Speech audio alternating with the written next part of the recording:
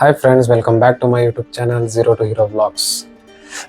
ಇವತ್ತಿನ ವ್ಲಾಗ್ನಲ್ಲಿ ನಾನು ನಿನ್ನೆ ಹೇಳಿದ ಹಾಗೆ ನಾನು ಒಂದು ಭಗವದ್ಗೀತೆ ಶ್ಲೋಕವನ್ನು ಓದಿ ನಾನು ಹೇಗೆ ನನ್ನ ಲೈಫ್ನಲ್ಲಿ ಡಿಸಿಷನ್ ತಗೊಂಡೆ ಅಂತ ಹೇಳಿದ್ನಲ್ಲ. ಸೊ ಇವತ್ತಿನ ವ್ಲಾಗ್ನಲ್ಲಿ ನಾನು ನಿಮಗೆ ತೋರಿಸ್ಕೊಡ್ತೀನಿ ಇವತ್ತಿನ ಆ್ಯಕ್ಟಿವಿಟೀಸ್ ನಾನು ಏನೇನು ಮಾಡ್ತೀನಿ ಅಂತ. So hope you enjoy it. ಇವತ್ತು ನಾನು ಬೇಸಿಕಲಿ 18th ಚಾಪ್ಟರ್ 66 ಶ್ಲೋಕವನ್ನು ಮತ್ತೊಮ್ಮೆ ನಾನು ಓದ್ತಾ ಇದ್ದೀನಿ. ಬಟ್ ಇವತ್ತು ಡಿಫ್ರೆಂಟ್ ಎಡಿಷನ್ ಭಗವದ್ಗೀತೆಯನ್ನು ಓದ್ತಾ ಇದ್ದೀನಿ.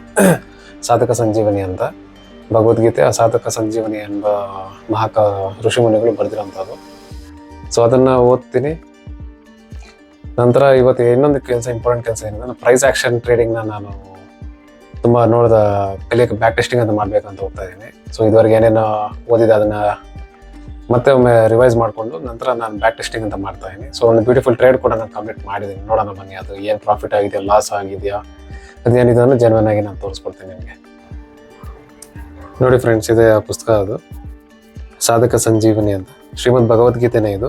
ಆದರೆ ಸಾಧಕ ಸಂಜೀವನಿ ಎಂಬ ಋಷಿಮುನಿಗಳು ಇದನ್ನ ಬರ್ತಿರೋವಂಥದ್ದು. ಇದು ಇವತ್ತು ಸೇಮ್ ಅದೇ 18ನೇ ಚಾಪ್ಟರ್ 66 ಶ್ಲೋಕನೇ ನಾನು ಅಧ್ಯಯನ ಮಾಡ್ತಾ ಇದ್ದೀನಿ.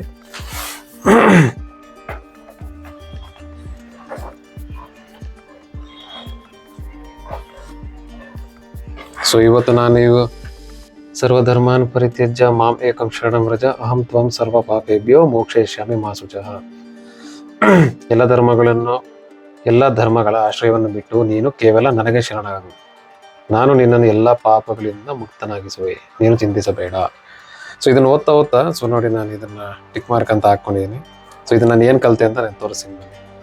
ಇದ್ರಲ್ಲಿ ಏನಂದ್ರೆ, ಭಗವಂತನು ಇದೇ ಅಧ್ಯಾಯದ 6ನೇ ಶ್ಲೋಕದಲ್ಲಿ ಯಜ್ಞ, ದಾನ, ತಪ ಮತ್ತು ತಮ್ಮ ವರ್ಣ ಆಶ್ರಮಕ್ಕಾಗಿ ಇರುವ ಕರ್ತವ್ಯಗಳನ್ನು ಎಂದು ತ್ಯಾಗ ಮಾಡದೆ ಅವುಗಳನ್ನು ಅಗತ್ಯವಾಗಿ ಮಾಡಬೇಕು ಎಂದು ಹೇಳಿದನು.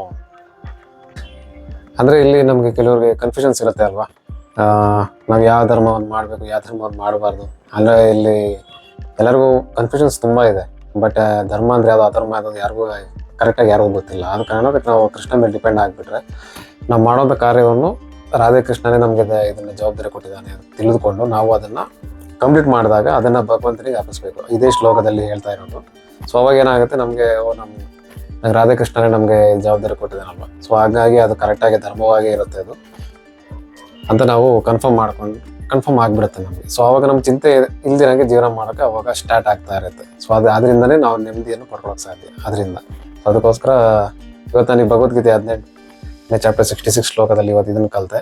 ಸೊ ಬನ್ನಿ, ಈಗ ನೆಕ್ಸ್ಟ್ ನಾನು ಈಗ ಟ್ರೇಡಿಂಗ್ ಇದ್ರಲ್ಲಿ ಕರ್ಕೊಂಡು ಹೋಗ್ತೀನಿ. ಇವತ್ತೇನೇನು ಅದ್ರ ಬಗ್ಗೆ ಎಕ್ಸ್ಪೀರಿಯನ್ಸ್ ಆಯಿತು ಅಂತ. ನೋಡಿ ಫ್ರೆಂಡ್ಸ್, ಇವತ್ತು ನಾನು ಬಿಟ್ಕಾಯಿನ್ನಲ್ಲಿ ನಾನು ಇವತ್ತು ಬ್ಯಾಕ್ ಟೆಸ್ಟಿಂಗ್ ಮಾಡ್ತಾ ಇದ್ದೀನಿ.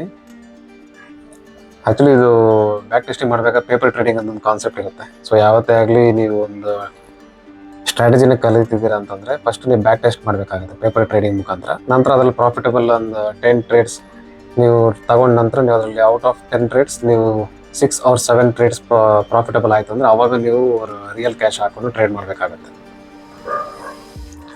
ಸೊ ಅಕಾರ್ಡಿಂಗ್ ಟು ಭಗವದ್ಗೀತೆ ನಾನು ಪ್ರೇರೇಪಿಸ್ಕೊಂಡು ನನ್ನ ಇವಾಗ ಧರ್ಮ ಏನು, ನಾನು ಕೆಲಸ ಮಾಡೋಕೆ ಮುಂಚೆ ಫಸ್ಟ್ ಕಲಿಬೇಕಾಗತ್ತೆ ಅದು ಹೇಗೆ ಮಾಡಬೇಕು ಕೆಲಸ ಅಂತ. ಸೊ ನಾನು ಟ್ರೇಡಿಂಗ್ನಲ್ಲಿ ಅದು ನಿಮಗೆ ಗೊತ್ತು, ಅದು ಝೀರೋ ಸಮ್ ಗೇಮ್. ಒಬ್ಬರಿಗೆ ಪ್ರಾಫಿಟ್ ಆದರೆ ಇನ್ನೊಬ್ರಿಗೆ ಲಾಸ್ ಆಗಲೇಬೇಕು. ಸೊ ಅದು ಝೀರೋ ಸಮ್ ಗೇಮ್ ಆಗಿರೋದ್ರಿಂದ ನಾನು ಫಸ್ಟ್ ಕಲಿಬೇಕಾಗತ್ತೆ. ಸೊ ಪೇಪರ್ ಟ್ರೇಡಿಂಗ್ ನಾನು ಏನು ಮಾಡಿದ್ದೀನಿ ಅದನ್ನು ನಾನು ಟ್ರೇಡ್ ತೋರಿಸ್ತೀನಿ, ಎಲ್ಲಿ ಎಂಟ್ರ್ ಆದೆ, ಕ್ಲೋಸ್ ಆದೆ, ಎಷ್ಟು ಪ್ರಾಫಿಟ್ ಆಯಿತು ಪೇಪರ್ ಟ್ರೇಡಿಂಗ್ನಲ್ಲಿ ಅಥವಾ ಎಷ್ಟು ಲಾಸ್ ಆಯಿತು ಅಂತ. ಸೊ ಅದನ್ನು ನೋಡ್ಬೋದು. ಈಗ ಪ್ರೈಸ್ ಆ್ಯಕ್ಷನ್ ಇಷ್ಟೊಂದೆಲ್ಲ ಹೋಮ್ವರ್ಕ್ ಮಾಡಿದ್ದೆ ನಾನು 25th Jan 2025 ನಾನು ಹೋಮ್ವರ್ಕ್ ಮಾಡಿದ್ದೆ. ಸೊ ಅದನ್ನು ಜಸ್ಟ್ ರಿವೈಸ್ ಮಾಡ್ಕೊತಾ ಇದ್ದೆ ನಾನು. ಇಲ್ಲಿ ನೋಡ್ಬೋದು, ಸಪೋರ್ಟ್ ಆ್ಯಂಡ್ ರೆಸಿಸ್ಟೆನ್ಸ್ ಬಗ್ಗೆ ಇಲ್ಲೇ ಬರ್ಕೊಂಡಿದ್ದೀನಿ ನಾನು.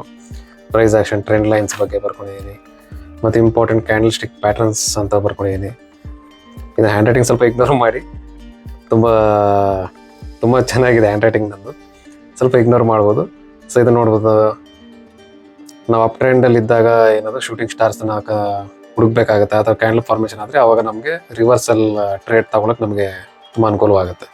ಸೊ ಈ ಥರ ಎಲ್ಲ ಬರ್ಕೊಂಡಿದ್ದೀನಿ. ಸೊ ನಂತರ ಇದು ಚಾಟ್ ಇಂಪಾರ್ಟೆಂಟ್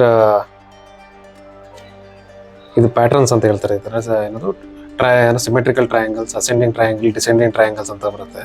ಸೊ ಇದನ್ನು ಅಸೆಂಡಿಂಗ್ ಟ್ರಯಾಂಗಲ್ ಅನ್ಬೋದು, ಇದನ್ನು ಡಿಸೆಂಡಿಂಗ್ ಅನ್ಬೋದು, ಮತ್ತು ಇದು ಸಿಮೆಟ್ರಿಕಲ್ ಟ್ರಯಾಂಗಲ್ ಅಂತ ಹೇಳ್ತಾರೆ. ಅಲ್ಲಿ ಪ್ರೈಸ್ ಎಲ್ಲಿ ಬ್ರೇಕ್ ಆಗುತ್ತೋ ಅದು ಯಾವ ಟ್ರಯಾಂಗಲ್ ಸೈಡಲ್ಲಿ ಬ್ರೇಕ್ ಆಗುತ್ತೋ ಅಲ್ಲಿ ನಾವು ಟ್ರೇಡ್ನ ತಗೊಂಡಾಗ ನಮಗೆ ಲಾಸ್ ಆಗೋ ಚಾನ್ಸಸ್ ಕಮ್ಮಿ ಮತ್ತು ಪ್ರಾಫಿಟ್ ಆಗೋ ಚಾನ್ಸಸ್ ತುಂಬ ಜಾಸ್ತಿ ಇರುತ್ತೆ. ಸೊ ಮತ್ತು ಇದನ್ನು ನೋಡ್ತಿರ್ಬೋದು, actual trend, market trend up trend ಇದೆಯಾ, ಡೌನ್ ಟ್ರೆಂಡ್ ಇದೆಯಾ, ಅದನ್ನೆಲ್ಲ ಬರ್ಕೊಂಡಿದ್ದೀನಿ. ಇದೆಲ್ಲ ಕಲೀಲೇಬೇಕಾಗತ್ತೆ. ಇವೆಲ್ಲ ಇದಕ್ಕೆ ಆಲ್ಟರ್ನೇಟಿವ್ ಇಲ್ಲವೇ ಇಲ್ಲ, ಕಲೀಲೇಬೇಕು. ತದನಂತರ ನಾವು ಪ್ರಾಫಿಟ್ ಆ್ಯಂಡ್ ಲಾಸ್ ನಾವು ಟ್ರೈ ಮಾಡಲೇಬೇಕು, ರಿಯಲ್ ಕ್ಯಾಶ್ ಆಗಿಬಿಟ್ಟು. Losses are part of the game. So loss ನೋಡ್ಕೊಂಡೇ ನಾವು ಪ್ರಾಫಿಟಬಲ್ ಆಗೋಕ್ಕೆ ಸಾಧ್ಯ. ಸೊ ಇಲ್ಲಿ ನಾವು ರಿಸ್ಕ್ ಟು ರಿವಾರ್ಡ್ ರೇಷಿಯೋ ಅಂತ ಹೇಳಿದೆ. ರಿಸ್ಕ್ ಟು ರಿವಾರ್ಡ್ ರೇಷಿಯೋದಲ್ಲಿ ನಾವು ಈಗ ಅಮೌಂಟ್ ಹಾಕಿದಾಗ ನಾವು ಒಂದು ಭಾಗ ಕಳ್ಕೊಂಡ್ರೆ ನಾವು ಪ್ರಾಫಿಟಬಲ್ ಆದಾಗ ಅಟ್ಲೀಸ್ಟ್ ಒಂದು 3 times ಆದ್ರೂ ನಾವು ಪ್ರಾಫಿಟಬಲ್ ಆಗಲೇಬೇಕು. ಆವಾಗಲೇ ನಾವು ಲಾಂಗ್ ಟರ್ಮಲ್ಲಿ ನಾವು ಪ್ರಾಫಿಟಬಲ್ ಆಗೋಕ್ಕೆ ಸಾಧ್ಯ. ಈಗ ಬನ್ನಿ, ನಾನು ಪೇಪರ್ ಟ್ರೇಡ್ ಎಲ್ಲಿ ಮಾಡಿದೆ, BTCಯಲ್ಲಿ ಎಲ್ಲಿ ಎಂಟ್ರಿ ಆದ, ಎಲ್ಲಿ ಎಕ್ಸಿಟ್ ಆದ, ಎಷ್ಟು ಪ್ರಾಫಿಟ್ ಆದ ಅನ್ನೋದು ನಾನು ನಿಮ್ಗೆ ತೋರಿಸ್ಕೊಡ್ತೀನಿ ಬನ್ನಿ. ಸೊ ಇಲ್ಲಿ ನೋಡ್ತಿರ್ಬೋದು, ನಾನು ಬಿಟ್ಕಾಯಿನ್ನಲ್ಲಿ ನಾನು ಆ್ಯಕ್ಚುಲಿ ಟ್ರೇಡ್ ತೊಗೊಂಡಿರೋದು. ಇಲ್ಲಿ ರೀಸನ್ ಏನಪ್ಪ ಅಂತಂದ್ರೆ ಅಕಾರ್ಡಿಂಗ್ ಟು ಪ್ರೈಸ್ ಆಕ್ಷನ್ ಇಲ್ಲಿ ಒಂದು ಮೇಜರ್ ಸಪೋರ್ಟ್ ಇತ್ತು ಕೆಳಗಡೆ, ವೈಟ್ ಲೈನ್ ನೋಡ್ತಿರ್ಬೋದಲ್ವ. ಮತ್ತು ಇಲ್ಲಿ ಮೇಲ್ಗಡೆ ಇಲ್ಲೊಂದು ಟ್ರೆಂಡ್ ಲೈನ್ ನೋಡ್ತಾ ಇರ್ಬೋದು. ಸೊ ಇಲ್ಲಿ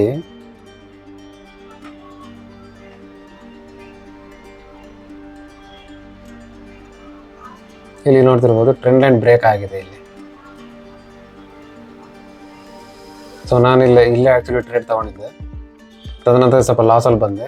ಮತ್ತು ಇಲ್ಲಿ ಫ್ಯೂ ಕ್ವಾಂಟಿಟೀಸ್ ಇನ್ನೂ ಎಕ್ಸ್ಟ್ರಾ ಆ್ಯಡ್ ಮಾಡಿಬಿಟ್ಟು, ಮತ್ತು ನೋಡಿ ಇಲ್ಲಿ ರಿಸ್ಕ್ ಟು ರಿವಾರ್ಡ್ ರೇಷಿಯೋ ನಾನು ನೋಡ್ಬೋದು. ಇಲ್ಲಿ ನಾನು ಹಾಕಿರೋ ಇದರಲ್ಲಿ ನಾನು ನಾನು 1 ಭಾಗ ಕಳ್ಕೊಂಡ್ರೆ 1.88 times ನಾನು ಪ್ರಾಫಿಟ್ ಆಗೋ ಚಾನ್ಸಸ್ ಇತ್ತು. ಸೊ ಅದಕ್ಕೋಸ್ಕರ ನಾನು ತಗೊಂಡೆ. ಇಲ್ಲಿ ಬ್ಲೂ ಲೈನ್ಸ್ ಇದೆಯಲ್ಲ, ಇಲ್ಲಿ ನಾನು ಎಂಟರ್ ಆಗಿಬಿಟ್ಟು ಇಲ್ಲಿ ರೆಡ್ ಲೈನ್ ಇದೆ ನೋಡಿ,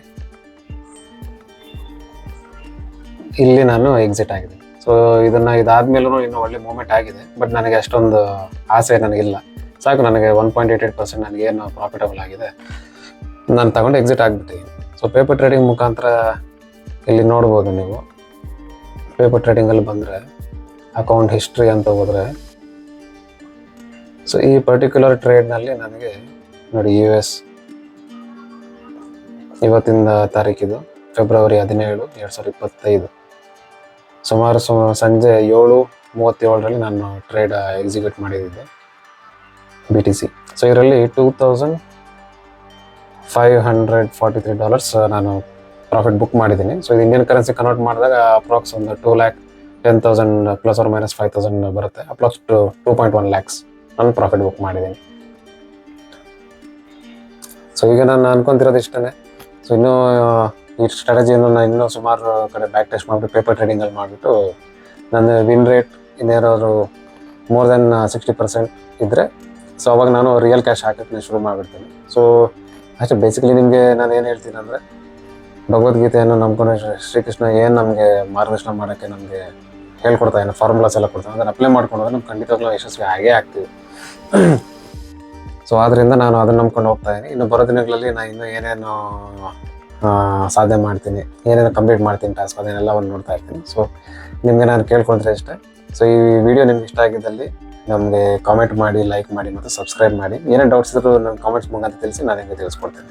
thank you so much for watching our YouTube video. Thank you for watching Zero to Hero Vlogs and see you in the next video. ಬಾಯ್. ಎಲ್ಲರೂ ನಮಸ್ಕಾರ.